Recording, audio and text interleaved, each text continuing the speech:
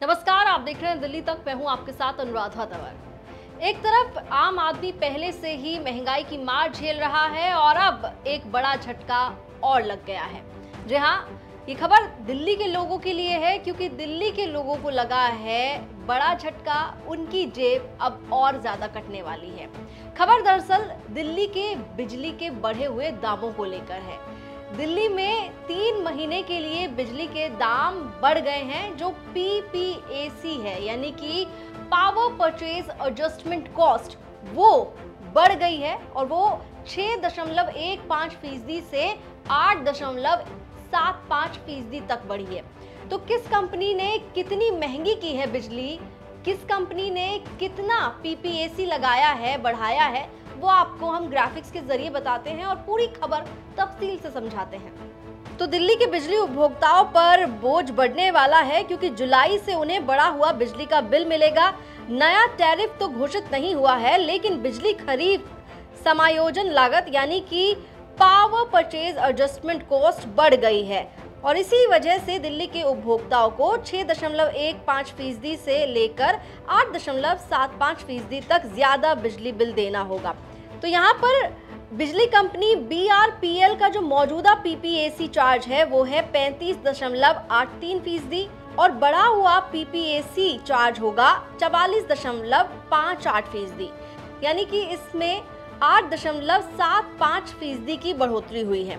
वहीं बीवाईपीएल की बात करें तो 37.75% मौजूदा पीपीएसी है, 43.9 बढ़ा हुआ पीपीएसी होगा और 6.15% कुल बढ़ोतरी हुई है।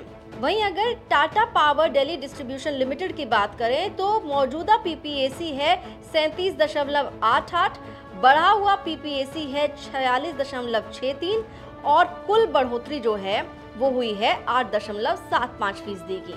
वहीं एनडीएमसी की बात करें तो एनडीएमसी का जो मौजूदा पीपीएसी है वो है 38.75 और बढ़ा हुआ पीपीएसी है 47.5, यानी कि कुल बढ़ोतरी जो हुई है वो 8.75% की हुई है। तो सबसे ज्यादा जो बोझ बढ़ने वाला है वो बढ़ने वाला है एनडीएमसी के उपभोक्ताओं का, क्योंकि वहां पर एनडीएमसी अपने बिजली उपभोक्ताओं से 47.5% पीपीएसी वसूलने वाला है। ये जो बढ़ोतरी की गई है ये 3 महीने के लिए की गई है और इस बढ़ोतरी को लेकर, बिजली के बढ़े हुए दामों को लेकर, क्योंकि बिजली तो महंगी होगी ही ना, अगर पीपीएसी बढ़ गया है तो इस वजह से इसका असर आपको बिजली के बिल में देखने के लिए मिलेगा। तो इस बढ़ी हुई बिजली को लेकर दिल्ली में अब सियासी हंगामा भी हो रहा है, सियासी बवाल भी हो रहा है और आरोप प्रत्यारोप का दौर शुरू हो चुका है। आपको बता दें, दिल्ली बीजेपी के अध्यक्ष वीरेंद्र सचदेवा ने एक तरफ जहां प्रेस कॉन्फ्रेंस करके दिल्ली सरकार पर बिजली कंपनियों के साथ मिलीभगत का आरोप लगाया, तो दूसरी तरफ से आपको बता दें मंत्री आतिशी ने भी पलटवार किया है। दोनों के बयान आपको सुनाते हैं। चोरी छुपे बिजली के दरों में बढ़ोतरी नहीं करना, लेकिन उस पर जो टैक्सेस लगा रहे हैं उसका सारा भार दिल्ली के कंज्यूमर पे डाल रहे हैं। जो व्यक्ति ईमानदारी से बिल पे करता है उसकी जेब काटी जा रही है। पीपीएसी 8.75% बढ़ा दिया बिना किसी अनुमति के, डीआरसी से कोई परमिशन नहीं है, लेकिन चुपचाप बढ़ा के लोगों के बिल दुगने से ज़्यादा कर दिए और उस पर कोई जवाब नहीं। मतलब जेल से सरकार चलाएंगे तो जेल से लूटेंगे भी। मतलब दिल्ली की जनता को फ्री बिजली के नाम पर आप लूट रहे हैं। आपने पीपीएसी बढ़ा दिया 8.75%, वो जनता दे। उसके बाद पेंशन ट्रस्ट, अरे पेंशन है वो बिजली कंपनियों की जिम्मेदारी है अपने एम्प्लॉय को पेंशन देना। आपने 1.5% से वो 7% कर दी चोरी छुपे, उसके पैसे भी दिल्ली की जनता दे। तो दिल्ली की जनता की जेब क्यों काट रहे हैं आप? अगर आप सरकार चलाने में अक्षम हैं, आप सस्ती बिजली का प्रबंध नहीं कर सकते, तो कम से कम लोगों की जेब काटना बंद कीजिए, अपना भ्रष्टाचार बंद कीजिए और बिजली कंपनियों की साठगांठ से उससे भी किकबैक लेना, ये दिल्ली सरकार का करैक्टर है। मैंने वो लेटर दिखाया है, इस लेटर में बिजली कंपनी लिख रही है कि हमने 8.75% बढ़ा दिया है, तो फिर 7% का विषय कहाँ रह गया? इसका मतलब बिजली जो मंत्री हैं आतिशी, झूठ बोलना, बार बार कहते हैं आतिशी का काम ही झूठ बोलना है। वो इस कंपनी की चोरी को छुपाने का प्रयास कर रही हैं। वो बिजली मंत्री नहीं, इनकी प्रवक्ता की तरह बोल रही है, जो शर्मनाक है। देखिए, भारतीय जनता पार्टी पिछले कई दिनों से भ्रम फैला रही है कि दिल्ली सरकार ने बिजली के दाम बढ़ा दिए हैं, पीपीएसी को बढ़ा दिया है।